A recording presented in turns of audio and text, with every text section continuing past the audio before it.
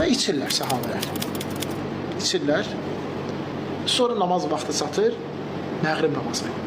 Və Əli ibn Əbi Talibi imam təyin edir. Əli ibn Əbi Talib də orada o sərxoş edici içki içənlərdən biri olur. Və orada Əli ibn Əbi Talib radiyallahu anhu namaz qıldırır. Və Kafirin surəsini oxuyanda Lə ə'budu mə tə'budun əvəzinə Ə'budu mə tə'budun oxuyur.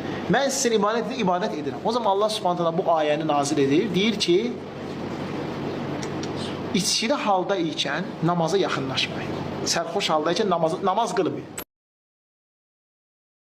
Daha bir əlavə. Elə həmin kitab 7-ci cild, səhifə 130. Deyir, Allah Teala Əli barəsində bu ayəni nazil etdi. Ey iman gətirənlər, sərxoş halda nə dediyinizi bilənə kimi namaza yaxınlaşmayın. Namaz qılarkən, yəni Əli oxudu və oxuduğunu qarışdırdı. Allahu Ekber. Əli oxudu və oxuduğunu qarışdırdıqdan sonra Allah Teala ayə nazil etdi. Bismillahirrahmanirrahim. Esselamu aleykum və rahmetullahi və berekatuhu. İnşallah bugünkü videomuzda özlərinə əhl-i-sünnə vəl-cəmaat deyib, amma əhl-i-sünnə vəl-cəmaat etiqadına bir payı olmayan, əslində nasibi olan vəhabilər etiqad edirlər ki, Ali ibn Əbu Talib Əmirəl-Mü'minin əleyhisselam güya şərab içərək, namazda imam olaraq və Kafirin surəsini səhv oxumuşdur. Biz bu iddianı darmadağın etmək məqsədi ilə əhl-i-sünnənin öz qaynaqlarından istifadə etməyə çalışacağıq. Hakim özünün Əl-Müstədrək əl-Səhihin kitabında cild 2 səhifə 336, hədis nömrəsi 3199-da deyir. Əbdurrahmandan, o da Əlidən radiyallahu anhudan nəql etdi və dedi: İçkinin haram edilməsindən əvvəl ənsardan biri bizə yemək gətirdi. Məğrib namazının vaxtı çatdı.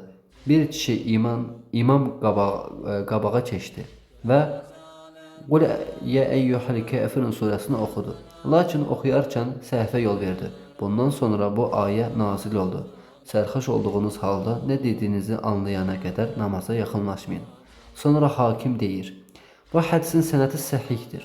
Lakin Buxari və Müslim bu rəvayəti etməmişlər. Bu hədisdə böyük bir fayda vardır. O da budur ki, xəvarizlər bu sərxoşluğu və ya səhv qiraəti Əmirəl-Mü'minin Ali ibn Əbu Talib əleyhisselamə nisbət verirlər. Halbuki Allah onu bundan uzaq etmişdir. Çünki bu hədisin ravisi elə Əlinin özüdür. Daha sonra əhl-i-sünnə alimlərin rəylərini isə təqdim edək. 3671-ci hədis.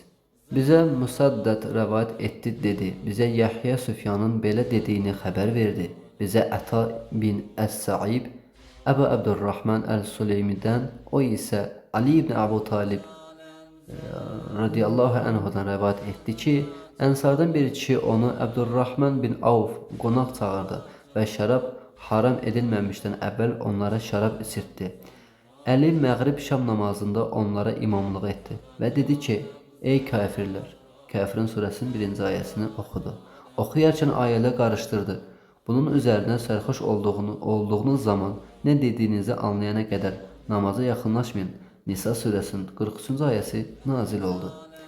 Hakim bu hədisi Əli radiyallahu anhudan bu ləfzlə rəvayət etmişdir. Şərab haram edilməmişdən əvvəl ənsardan bir kişi bizi qonaq çağırdı.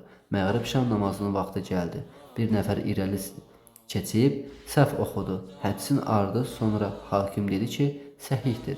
Davamında dedi: Bu hədisdə böyük bir fayda vardır. O da xaricilərin bu sərxoşluq və həmin qiraət hadisəsinin başqasına deyil, məhz Əmirəl-Mü'minin Əli ibn Əbu Talib əleyhisselamə nisbət etmələridir. Halbuki Allah onu bundan təmizə çıxartmışdır. Çünki hədisin rəvayətçi elə onun özüdür.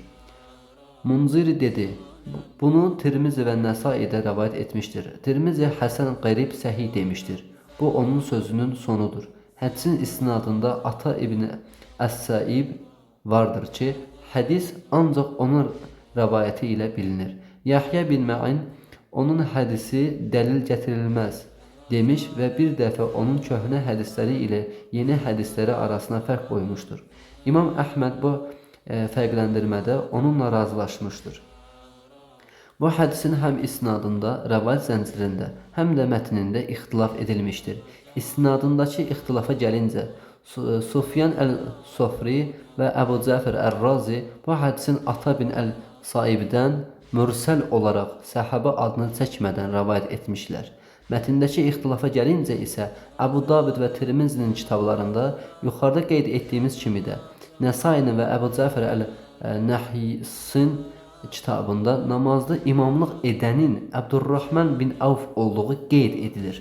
Əbu Bəkir Əl-Bəzzarin kitabında isə bir nəfəri irəli keçirtdilər, o da onların namazını qıldı deyilir və adı çəkilmir. Başqasının rəvayətində isə cəmaatdan biri irəli keçdi deyilir. Munzirinin sözü burada bitir. Qeyd. Bizə aydın olan budur ki, birinci budur ki, hədisin 4-cü ravilərindən biri Həzrəti Əli özüdür. Deməli ki, Həzrəti Əli məclisdə iştirak etmədiyini göstərir.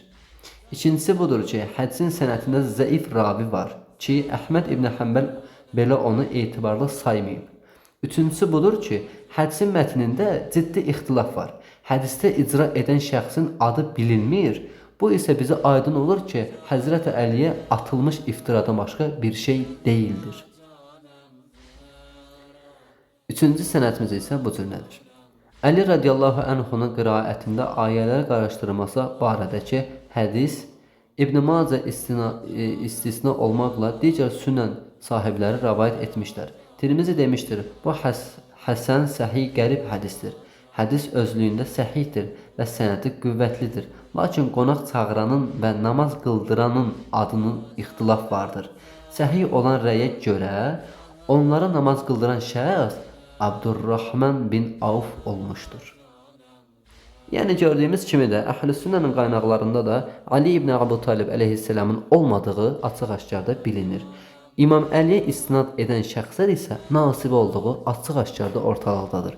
Yenə də ey bizim əziz xalqımız və cəmiyyətimiz, İmam Əli əleyhisselama iftira atanların əksəriyyəti nasiblər və dövrümüzdə sələflər olmuşdur. Əla lənətullahi ələl qavmi zalimin.